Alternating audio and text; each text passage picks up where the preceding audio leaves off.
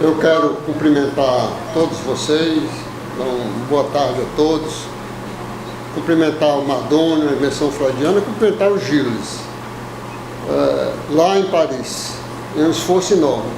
Eu não sei, Gilles, quem disse que tradutório é traditória, tradutor traidor. Quer dizer,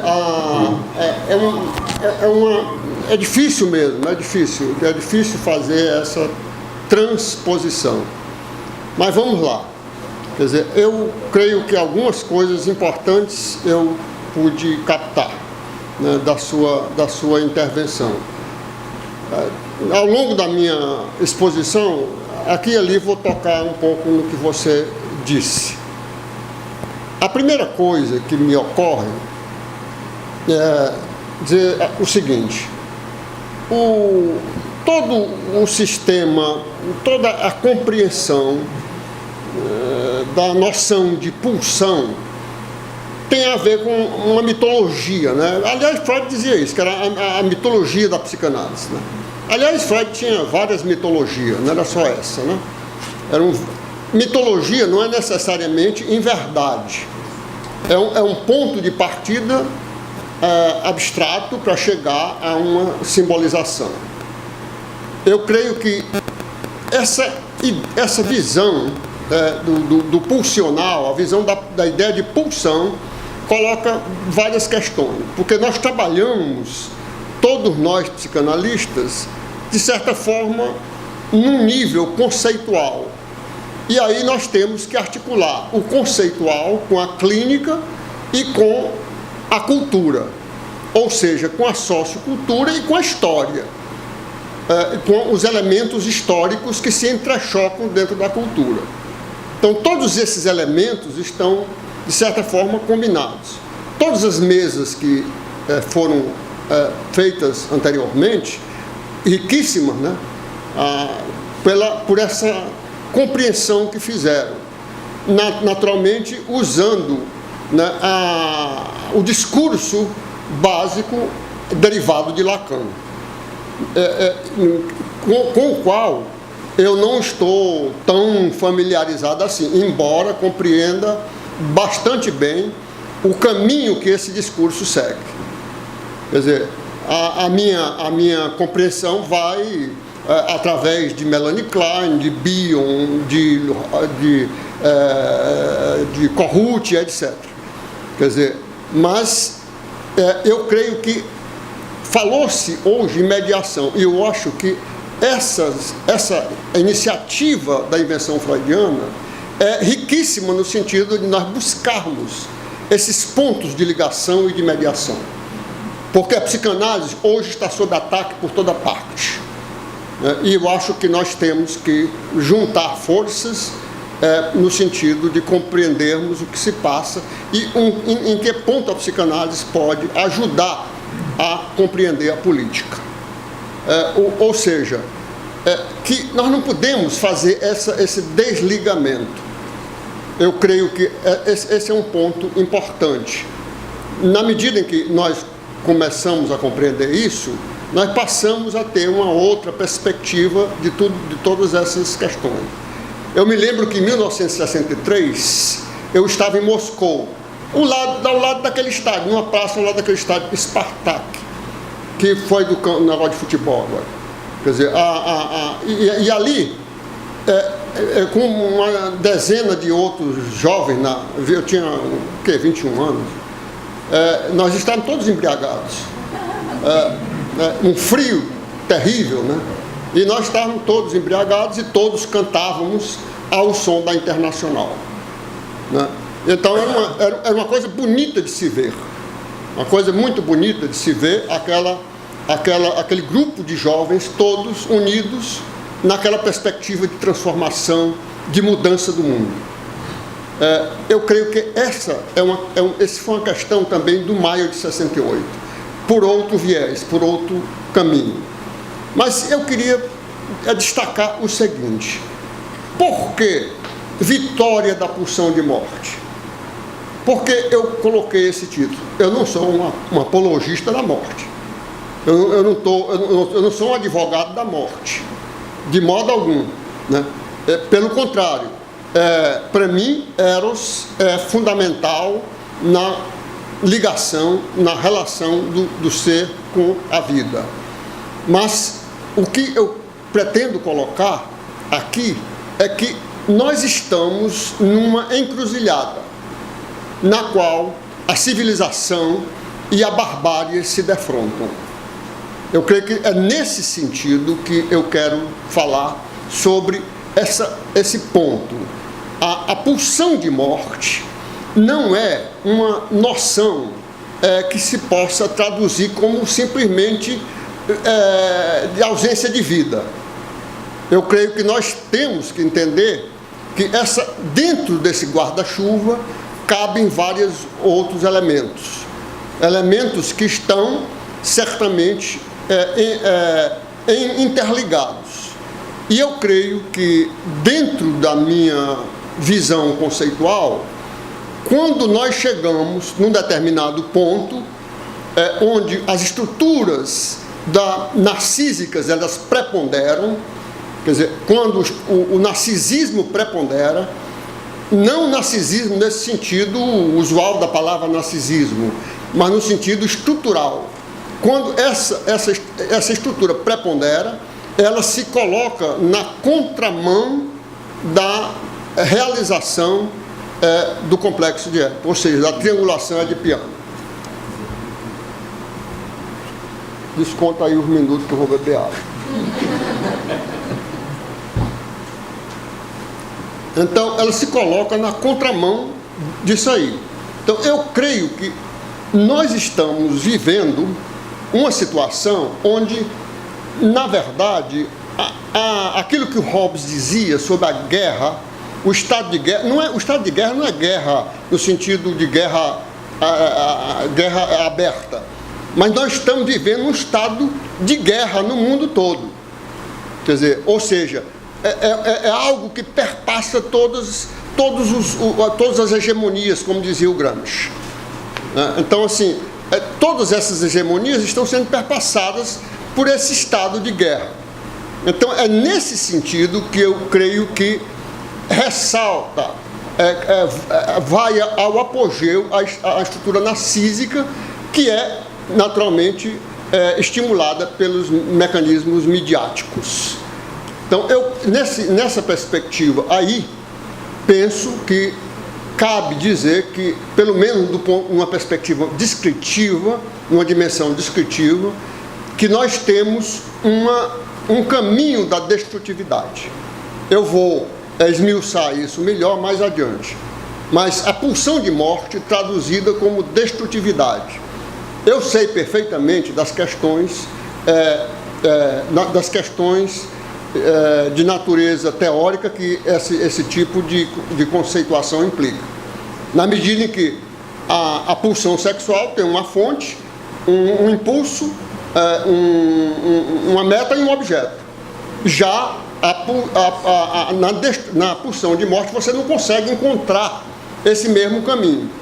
E esse mesmo caminho só pode ser compreendido se nós passarmos a desenvolver, a compreender algo como a perversão que se desenvolve a partir da destrutividade. Ou seja, existe um psicanalista, não sei se ele ainda é vivo, Eduardo Weiss, um psicanalista italiano, que em 1935 cunhou a expressão destrudo. Destrudo, o equivalente de libido, o equivalente na pulsão de morte para a palavra libido. Eu gostei da palavrinha de origem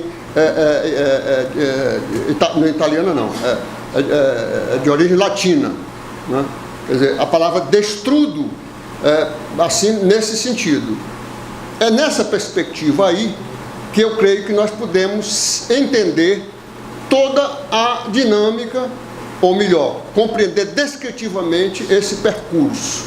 E esse percurso, ele vai esbarrar em várias questões que foram colocadas aqui numa outra linguagem, no discurso lacaniano ao qual vocês estão habituados. E eu vou colocar na perspectiva daquilo que eu acho que pode ser compreendido por todos aqui presentes. E que eu acho que não é algo que vai no sentido oposto, mas pelo contrário, é um complemento do que foi falado. Nesse sentido, assim, se nós não podemos chegar jamais ao objeto, e o destrudo não tem objeto, o destrudo é a autonomização da destrutividade. Se alcança a autonomização, não tem objeto. Ou seja, o próprio destrudo, ou seja, é a própria destrutividade que é investida.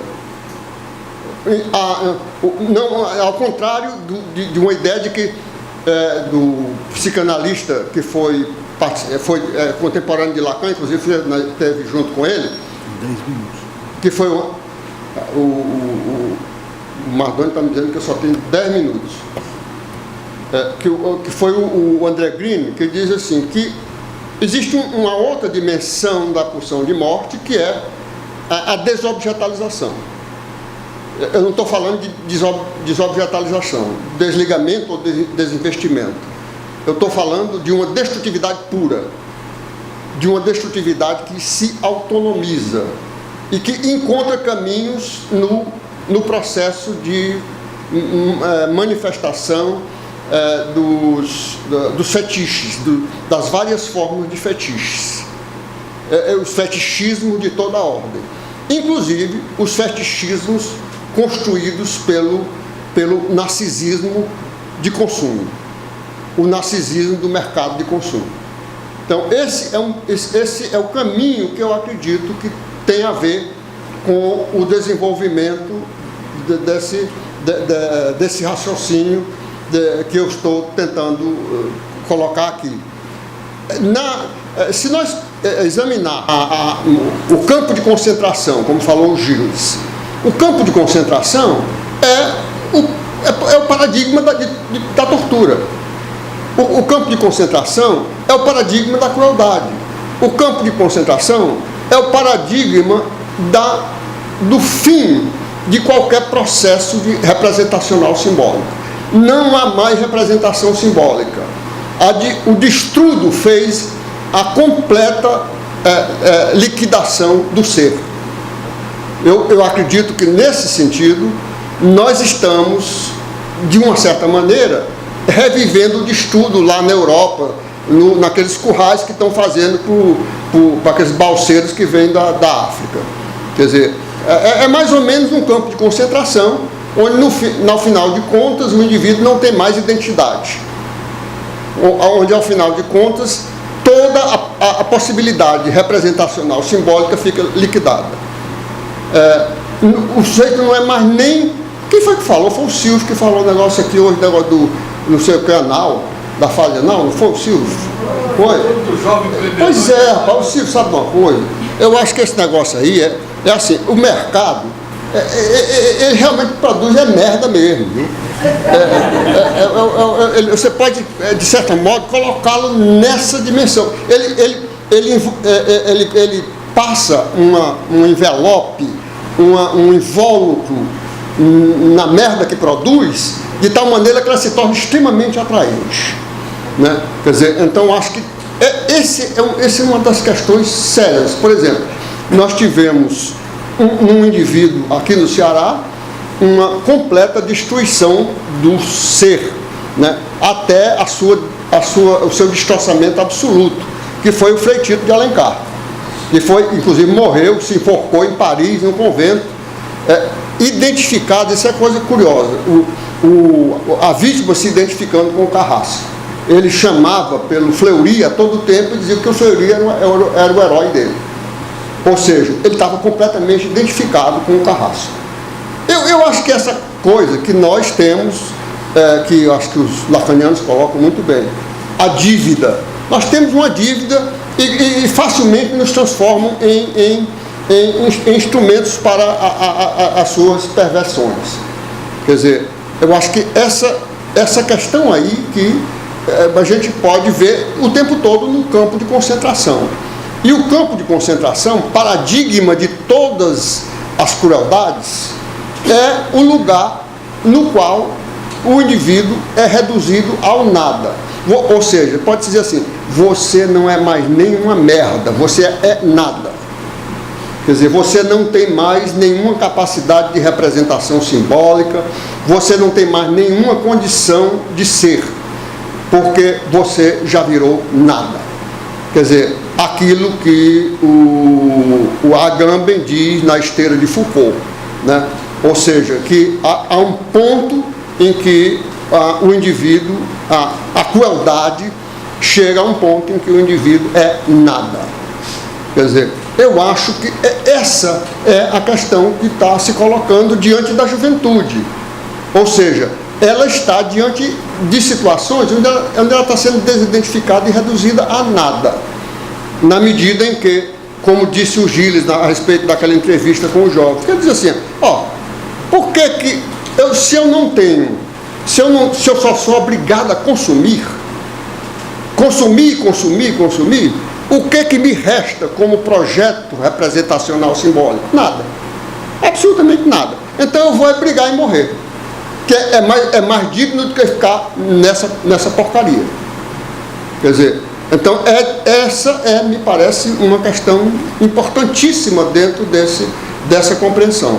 Então, se nós vamos aqui, caminhando aqui para a nossa finalização, dizer assim, olha, o que nós estamos vivendo é, na verdade, no mundo, e no Brasil em particular, na América Latina, uma destrutividade.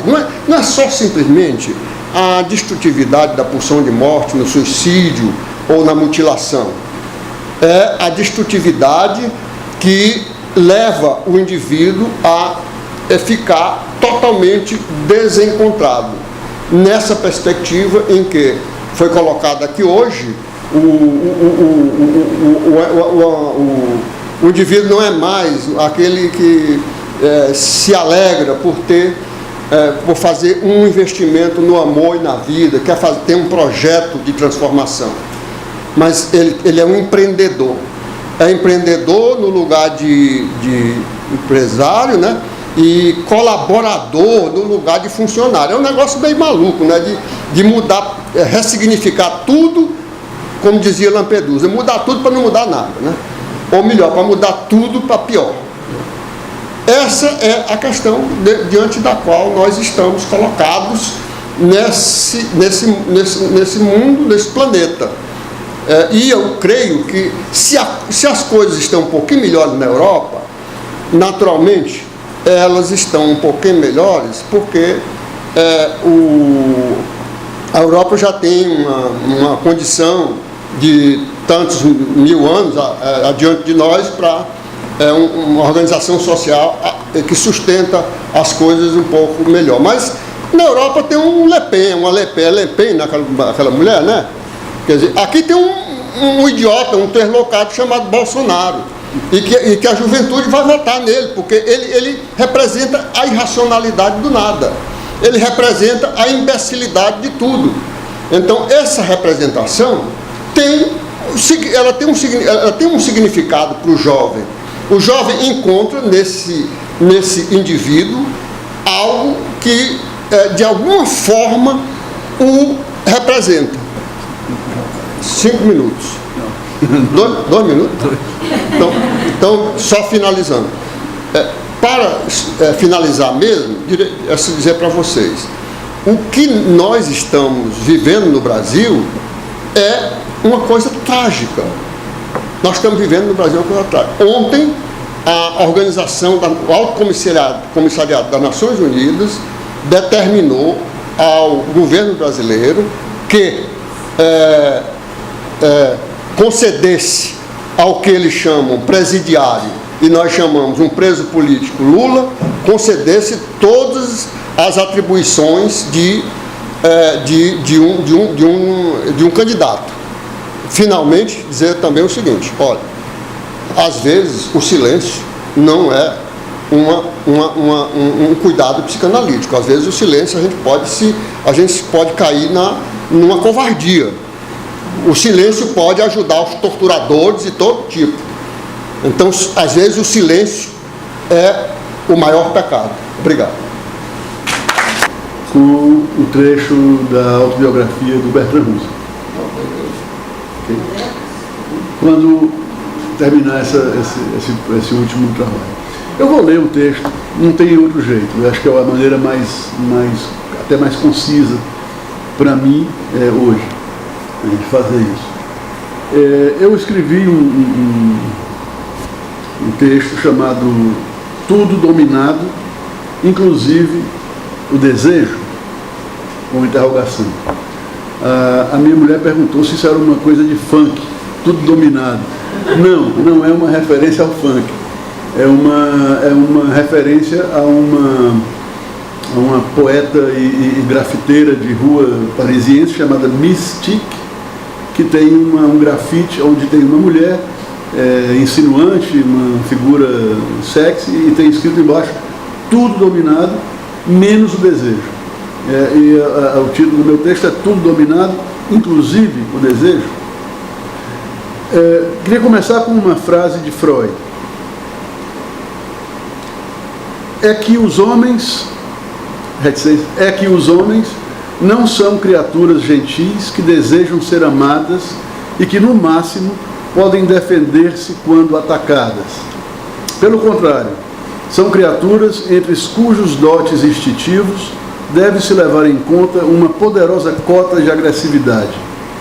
Em resultado disso, seu próximo é, para eles, não apenas um ajudante potencial ou um objeto sexual, mas também alguém que os tenta a satisfazer sobre ele a sua agressividade, a explorar sua capacidade de trabalho sem compensação, a utilizá-lo sexualmente sem o seu consentimento, apoderar-se de suas posses, humilhá-lo, causar-lhe sofrimento, torturá-lo e matá-lo.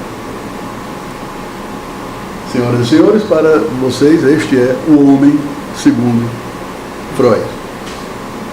Nós pensamos que, fecha aspas, nós pensamos que a política é o campo onde se estabelece a distribuição do gozo na civilização. A quem é dado gozar, do que e de qual posição? O quanto se pode gozar sem enxovalhar a si mesmo e ao outro? O funcionamento do sujeito está sempre para além do princípio de prazer, situado no campo de gozo. Gozo é como chamamos esse funcionamento e está sempre referido ao pior. Não somos bons por essência.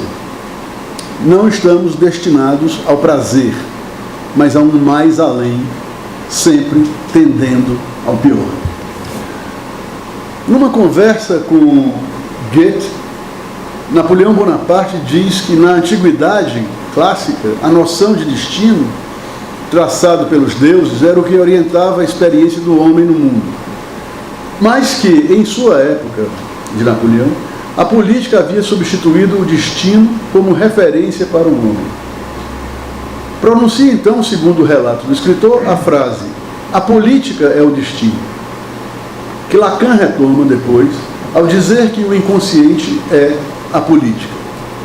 Se para nós, com Lacan, o inconsciente é também o discurso do outro, ou os efeitos da linguagem sobre o sujeito, no nível em que o sujeito é efeito de significante, então devemos entender que dizer o inconsciente é a política implica que o que orienta o sujeito em sua relação com o outro e com o objeto no laço social é aquilo que lhe é inconsciente, a castração, no sentido de uma alienação ao significante que impede o sujeito de gozar tudo ou de tudo, sob pena de reduzir o outro e a ele mesmo à condição de abjeto, que é como nós chamamos também o objeto A.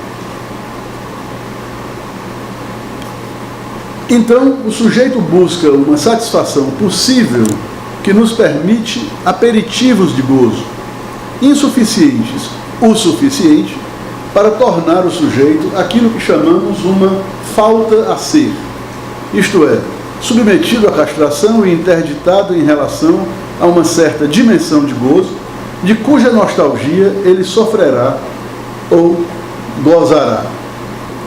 Esses trocadilhos visam apenas estabelecer a ideia de que o gozo é proibido para que a civilização possa ter florescido. Mas, por outro lado, uma certa dimensão dele é possibilitada pelas experiências de prazer e sofrimento que fazem parte da vida. O gozo, em certo sentido, insiste, já que algo incômodo retorna sempre ao mesmo lugar ou nos leva ao mesmo lugar. A isso Freud chamou de mal-estar na civilização. O fato de não podermos encontrar e gozar de um objeto que nos satisfaz por completo. Em compensação, isso é o que nos permite desejar, sermos causados pela falta de um objeto que buscaremos pela vida fora, com essa força para buscá-lo, com tesão e voluntário, como dizia Atahualpa Yupanqui. E assim seguimos andando, curtidos de soledade. Não é? O desejo é o que somos. Sua insatisfação é a condição de indestrutibilidade. Não ceder do seu desejo. Esse aforismo lacaniano não quer dizer que devemos tentar de toda maneira alcançar a satisfação do desejo, já que não o conhecemos. É, por definição, inconsciente, sexual e incestuoso. Não ceder do seu desejo, paradoxalmente, implica poder reconhecer a castração que nos limita a aperitivos de gozo em relação ao objeto, que assim, em falta, se torna objeto causa do desejo, o que garante a permanência do sujeito como sujeito desejante. Essa é, em poucas palavras, a vicissitude do sujeito, a política do desejo e do gozo. O que houve em 68?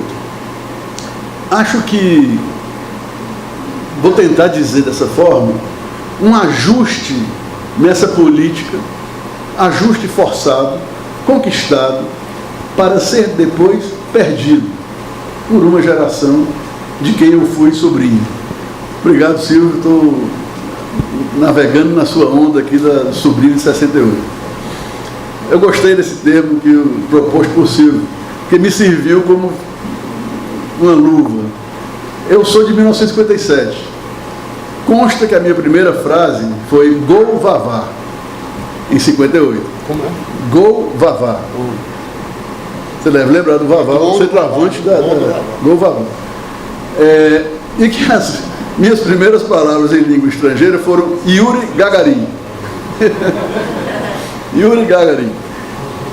Eu tinha 10 anos em 68, 11 em 68. E vivia meus dias numa casa onde havia 2 ou 3 estudantes universitários, que eram meus tios e tias, como você.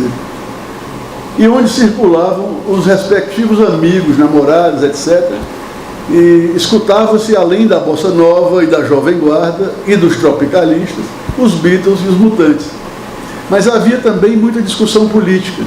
Era uma família com alguma história na política. Discutia-se sobre tudo, havia muita informação. Mas voltando à ideia do ajuste na política de gozo e do desejo provocado em 68, por aquela gente toda e que balançou o mundo todo.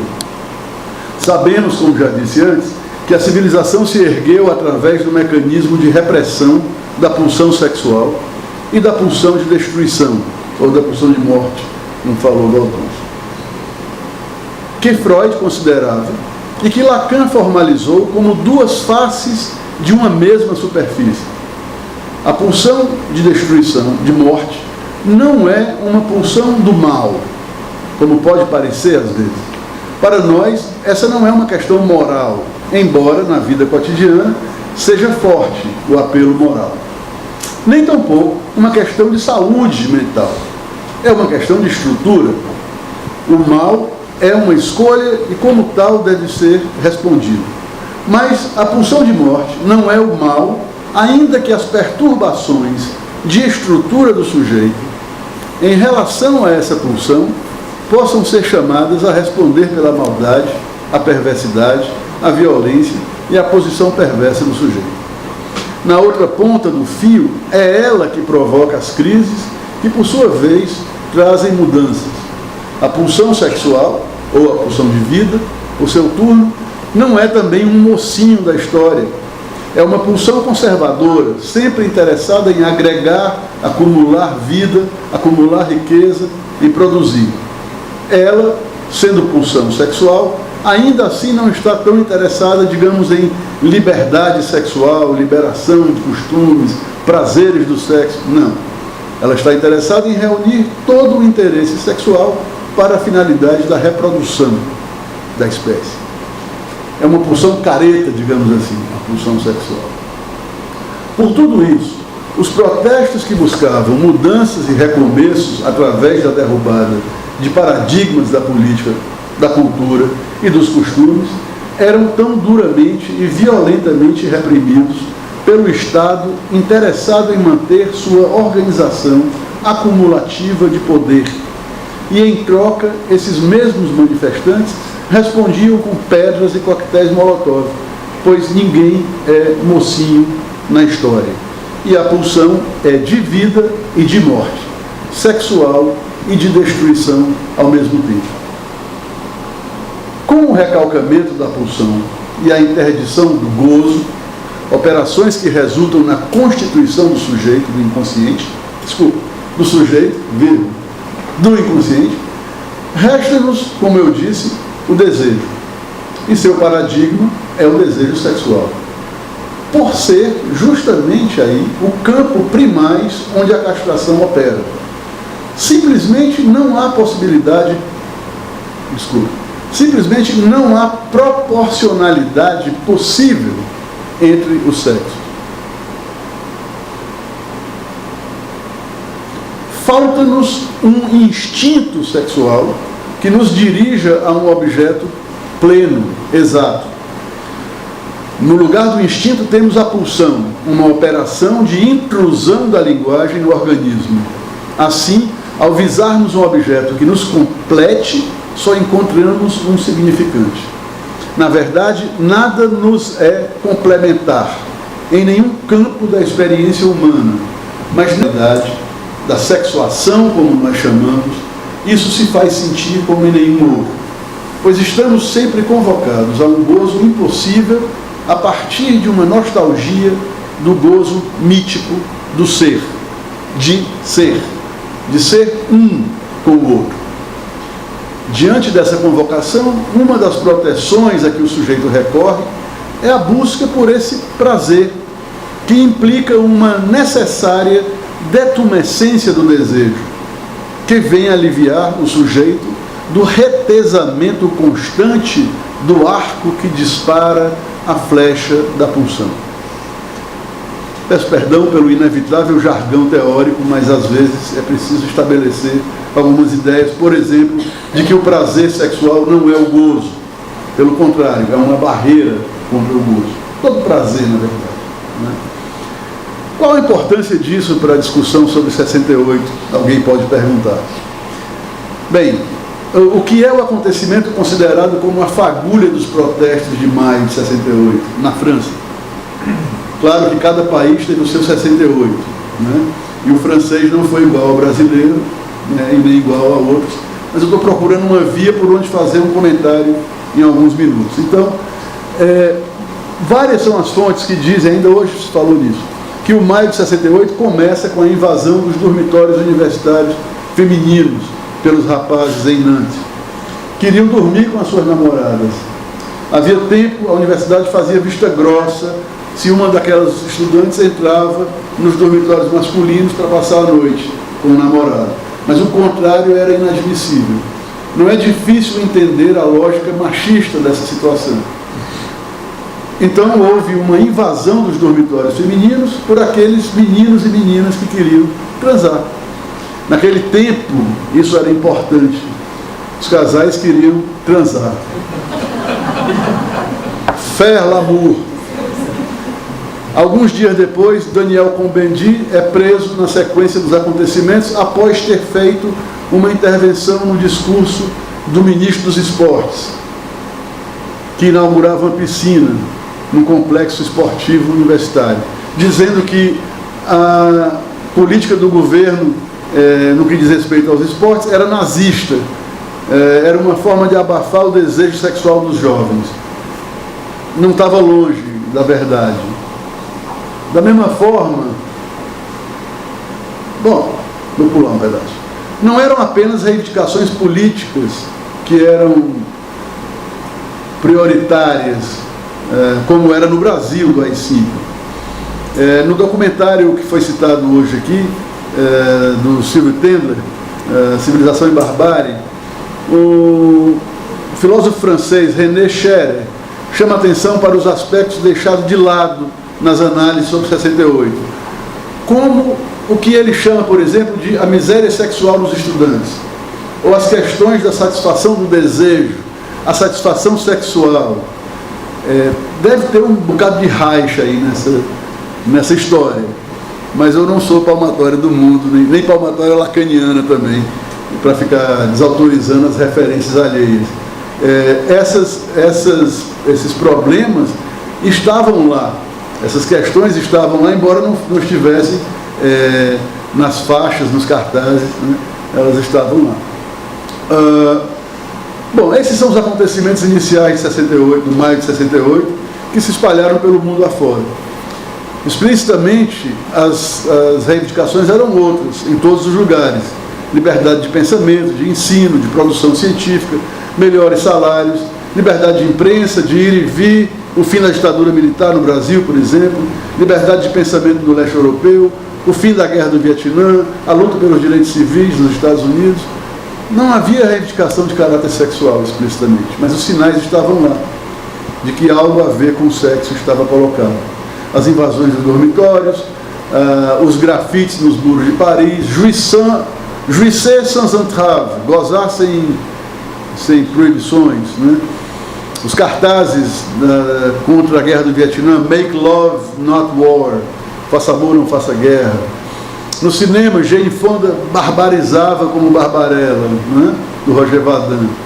Um ano depois, A Primeira Noite de um Homem, que título ridículo em português, do Mike Nicholson. Enfim, não vou identificar 68 com a chamada Revolução Sexual, porque não é minha praia.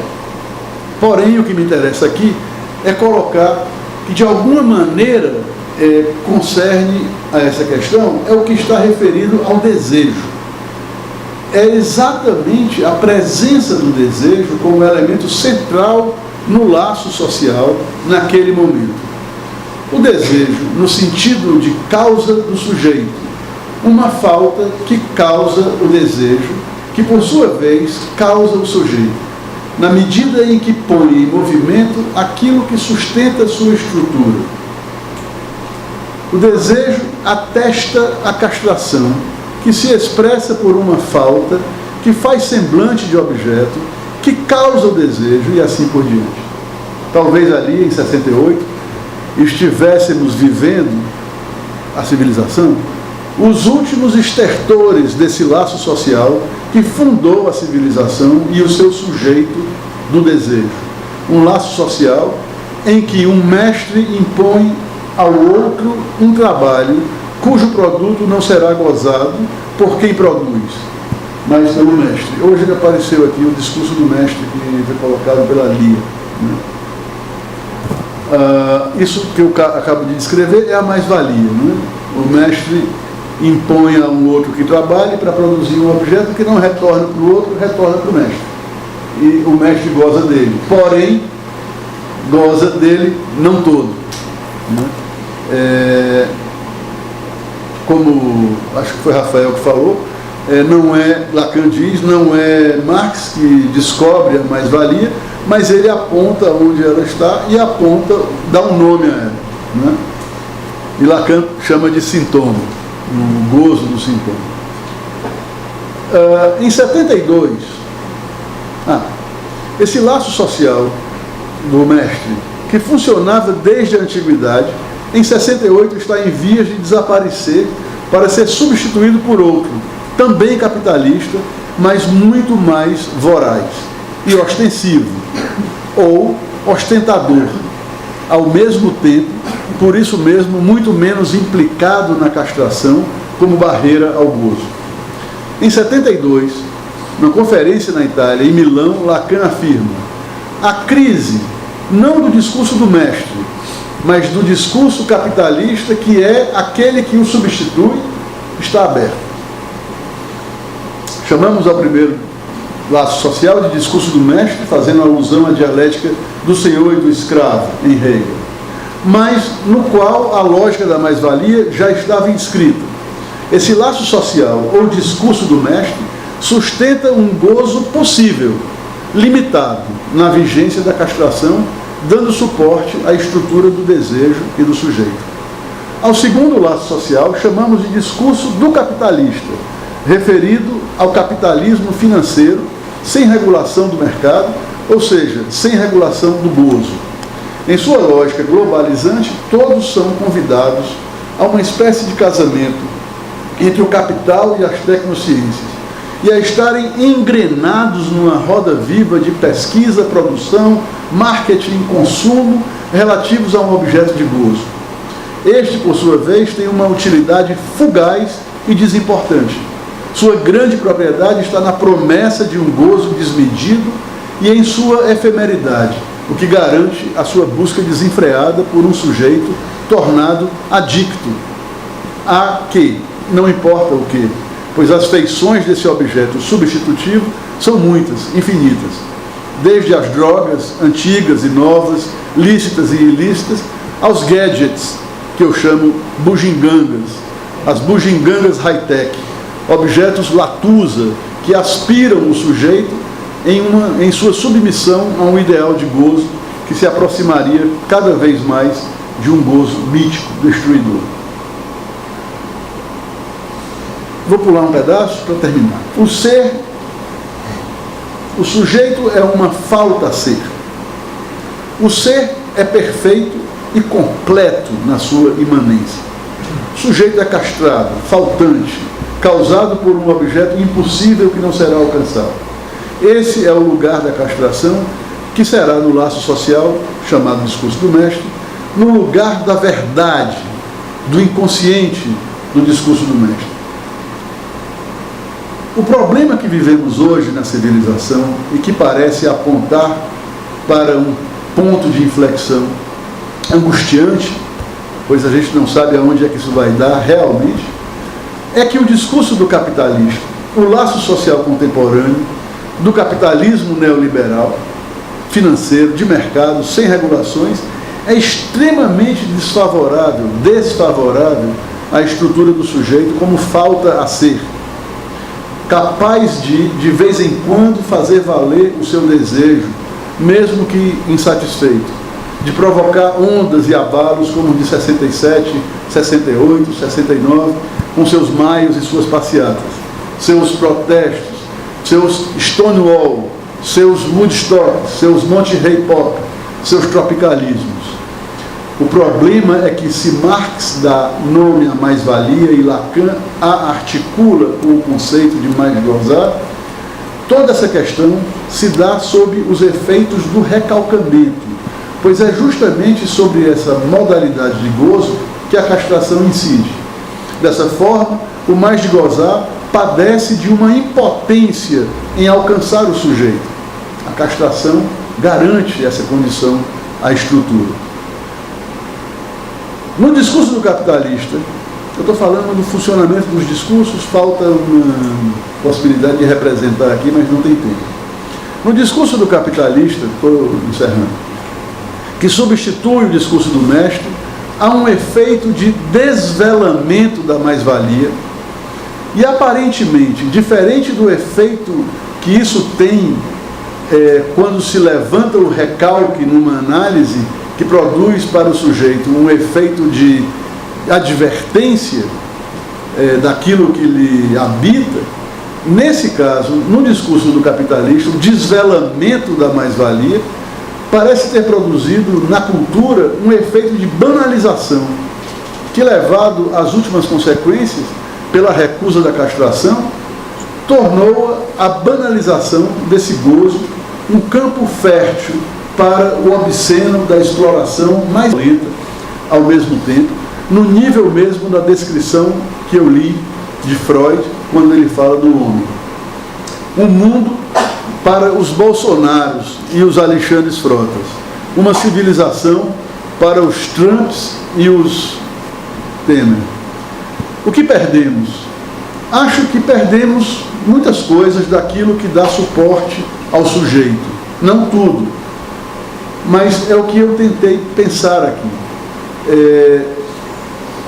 Se perdeu em termos de castração no laço social. Perde-se, ganha-se em gozo, perde-se em castração. Estamos em via, realmente, é uma pergunta que me inquieta, de perder o Tesone voluntário de Yupanqui, de perder a Antígona de Sófocles, o Aquiles de Homero, de perder o desejo indestrutível de Freud, ou o sujeito de Lacan? Acho até que não, mas é inquietante.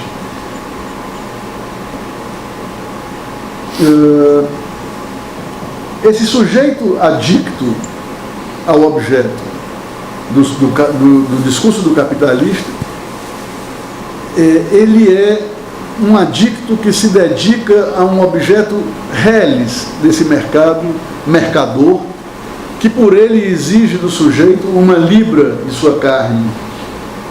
A esse objeto, o sujeito se entrega como a um guia, um único caminho, a verdade e a vida. Nessas condições, um sujeito conduzido pelo objeto, pelo gozo que o estufa, que o ceva, fica à espera do cutelo que venha castrar-lhe no imaginário do corpo, independente de se tratar de homem ou mulher. É um sujeito sem desejo, como os castrati dos séculos XVII e XVIII. Acredito hoje muito mais no mundo de Soylent Green, de Exterminador do Futuro, de Zardoz e até de O Planeta dos Macacos, do que em um novo 68. Como diz o Gaetano, para ser igual tem que ser muito diferente.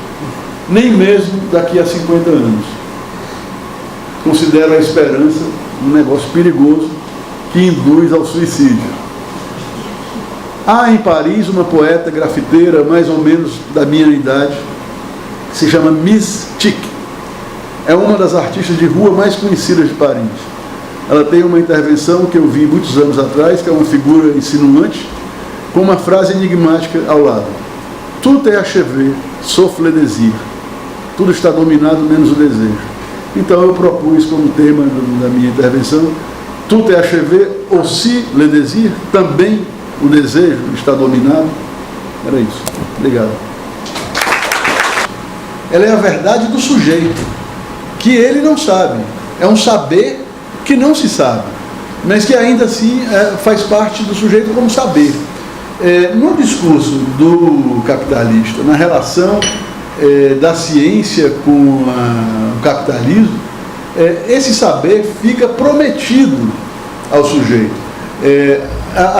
O vetor é invertido e o sujeito e as barras são eliminadas. Quer dizer, ao sujeito é prometido uma relação com a última palavra, como se usa esse termo, é a última palavra da moda, é a última palavra não sei o quê. Então o sujeito supostamente tem acesso à verdade, que pode ser qualquer uma, como essa de que a Terra é plana, ou de que não houve escravidão no Brasil, ou de que os portugueses não iam para a África, de que os negros vinham da África nadando por vontade própria de conhecer a América, né? Tem um pequeno parêntese, tem uma leitura do fenômeno de 68 na França que atribui os movimentos de 68 na França ao alto grau de informação e de formação filosófica dos estudantes na França. Não é para se jogar fora isso, eu acho que isso tem uma importância também. O alto grau de ignorância que na nossa terra se construiu ao longo de 500 anos. Né? Então, isso permite, de certa maneira, acreditar que não houve isso, não houve aquilo. Mas o que eu acho mesmo, quando você fala desse gozo, que não é o mesmo gozo do consumo, eu acho que é um gozo bovino. é um gozo do sujeito como objeto, ou como abjeto. Porque a lógica do discurso do capitalista, ela não é de uma mão só, né? O sujeito é consumidor, mas ele é consumido. Então ele é objeto também. Então, nessa relação, ele é uma lata de merda. Ele tanto está implicado, como estou usando aqui a figura que o Valton e o Silvio usaram, para ver se a gente chega num acordo. Mas o sujeito, ele no discurso, aliás, na pulsão, né? Ele se faz objeto. Então, se não há um mínimo intervenção da linguagem na constituição do sujeito, ele permanece nesse lugar de objeto que pode ser qualquer coisa, o nada ou as fezes. Mas só para comentar algo que primeiro agradecer, Lia, a tua questão, porque eu fiz um comentário com ares de brincadeira, que naquele tempo os casais gostavam de transar, mas é verdade, é verdade na cultura, e é verdade no Japão, como você disse, e é verdade na nossa clínica também, não é? Os próprios adolescentes preferem ficar, outro dia acho que foi Leonardo que fez essa observação, preferem ficar jogando no computador do que pensar em transar com a namorada, né? Tem que escrever o salmo. Então isso é um traço comum na cultura hoje, né? Essa impotência em relação ao sexo, que não é uma impotência amorosa, porque o amor também é impotente, mas é uma impotência de um sujeito tornado uma massa, um objeto abjeto. Doutor, desculpe, vou passar o microfone. Eu queria colocar uma questão. Primeiro o seguinte, eu acho que nós trabalhamos com conceitos. Conceitos são instrumentos provisórios do pensamento, não são eternos. Quer dizer, são instrumentos que nós utilizamos para poder pensar o mundo, a realidade, a sociedade e a psicanálise. Eu me coloco muito nessa perspectiva, né? Quer dizer, portanto, eu creio que até onde nós pudermos, e nós acreditamos nisso, a psicanálise vai ser o nosso instrumental teórico, conceitual, para lidar com a realidade, lidar com a realidade da nossa mente, ou seja, da nossa política no inconsciente. Eu creio que tem uma questão aí que a gente precisa se colocar, assim, em que ponto a psicanálise pode contribuir para realmente lidar com esses absurdos que nós estamos assistindo. Porque não basta falar. Se nós ficamos aqui no nosso converscote, ou nos nossos converscotes, e não passamos para alguma forma de militância, nós ficamos muito escondidos. Assim, quando eu falei, e aí eu vou passar um pouco o que o Leonardo falou, para a questão da destrutividade, eu fiz uma ponte, a ponte com o narcisismo estrutural, o narcisismo negativo. Não é? Quer dizer, e fiz também uma ponte assim, no sentido de que o discurso do desejo, importantíssimo, eu acho que tudo que vocês colocaram, eu acho que é fundamental, mas tem um momento em que essa questão, na metapsicologia do sadismo e do masoquismo, que ainda tem a questão do libidinal aí, né, o sadismo e o masoquismo, mas chega um ponto em que esse discurso, essas coisas se autonomizam em relação à destrutividade. A destrutividade, ela se autonomiza, ela se torna, ela se desliga, de certa forma, vamos dizer, dialeticamente, certamente as duas pulsões estão interligadas. Mas há um momento em que o destrudo ganha força e se autonomiza em relação ao outro componente do funcionamento da pulsão. Essa é a questão que eu quis colocar com essa história da vitória da pulsão de morte. E isso que o Leonardo colocou, me parece que é a questão da perversão. Quando a destruição adquire uma dimensão de destruição das diferenças. Se você tem a perversão na destruição da diferença anatômica, você tem a perversão na destruição da verdade. Ou seja, a verdade, que é algo, uma meta inalcançável, mas um sentimento de verdadeiro nós temos.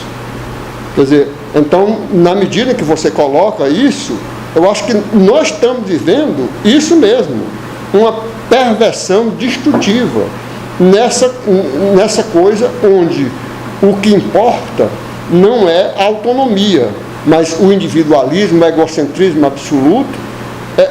E curioso, esse individualismo e egocentrismo, ele é ao mesmo tempo, concomitantemente, uma coisa de rebanho, de manada. Ou seja, o indivíduo é individualista, é egocêntrico, mas ele tem um espírito de rebanho, de manada. Ele vai na manada, ele vai no rebanho. Então, eu creio que isso é que é complexo, que vocês colocaram aí. Então, nesse sentido aí, eu acredito que nós estamos travando aqui uma discussão, na minha visão, muito, muito rica. Agora, eu insisto nisso. Eu acho que tem um outro ponto que nós não tocamos hoje, é a questão do luto. Quer dizer, o luto e o seu correlato imediato, que é o desmentido. Nós não podemos mais ter lutos. Não podemos, porque a desmentida já está implícita na própria situação de luto. Né? Quer dizer, ou seja, a gente faz de conta que o trauma não existe, que o colapso não existe. E isso, essa sociedade, essa estrutura midiática, imagética, ela está passando de uma forma muito competente. Está passando de uma forma tal que a gente precisaria aprofundar. Eu acho que aqui não dá mais para ir mais longe, para a gente ir, mas eu penso que a nossa discussão aqui hoje, ela é riquíssima. Ok, meu nome é Raul Marques, psicanalista. Nós estamos aqui no terceiro colóquio, psicanálise política, né? Estamos debatendo 50 anos mais 68, né? Está sendo um momento assim, de grandes debates, de reflexão. Percebemos aqui, né, como a data é importante para a gente pensar o Brasil contemporâneo e o mundo, né? Então, convido a todos a assistirem também, né, a programação, os debates, as falas estarão na internet, no YouTube. Então, Silvio Gadelha. E a impressão do evento? Eu acho um evento muito oportuno, tratando de questões muito atuais e relevantes por conta dessa tentativa de problematização da relação entre psicanálise e política. Legal. Neyara, eu sou psicóloga, então estou participando hoje desse debate sobre política e psicanálise. Está muito bom, justamente porque está tratando de temas atuais, questões que envolvem a sociedade, nós, sujeitos. E aí é isso, estamos construindo decisões e também ideias para esses desafios atuais.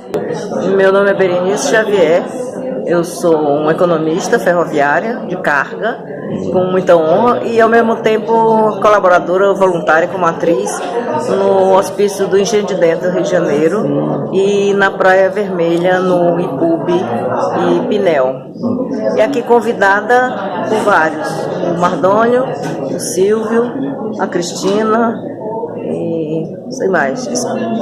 Gostou do evento? Muito. Sobre o evento agora, me encanta poder estar junto de vocês, é uma honra e uma forma muito especial de experimentar, viver a ação desenvolvida no Ceará, em Fortaleza especialmente, numa coisa que me interessa tanto, embora marginalmente, a ciência, psiquiatria, as ciências da cabeça e da sociedade. Meu nome é Iris Barreira, professora de Sociologia da Universidade Federal do Ceará.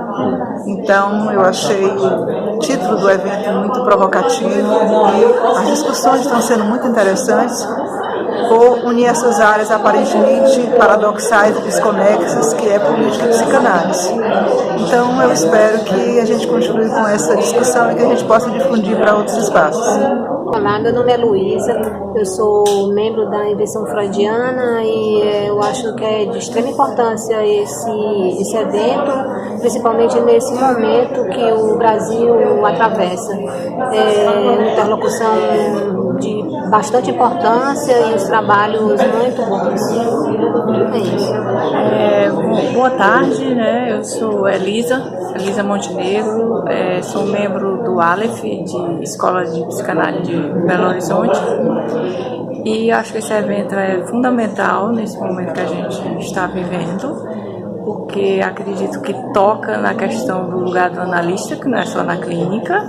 Esse lugar remonta a vários lugares, inclusive sociais, né? Há uma escuta e há uma postura também do analista no meio social.